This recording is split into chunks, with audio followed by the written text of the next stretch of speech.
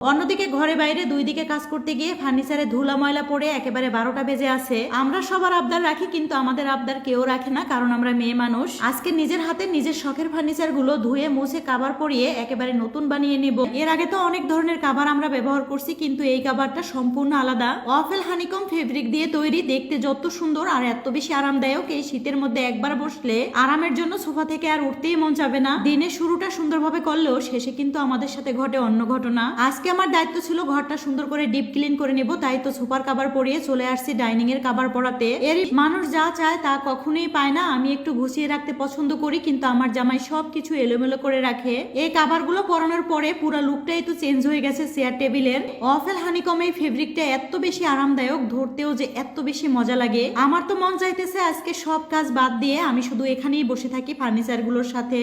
আজকে ফার্নিচারে কাভার পরানোর পর আমার ঘরের লুকটাই পুরোপুরি চেঞ্জ হয়ে গেছে। অরিজিনাল ফার্নিচারের কাভার গুলো কিনতে হলে অবশ্যই প্যাকেটের গায়ে এই লোগোটা দেখে কিনতে হবে। অরিজিনাল এই কাভার গুলো হাতের মধ্যে নিলেই আপনারা বুঝতে পারবেন কোনটা অরিজিনাল আর কোনটা নকল।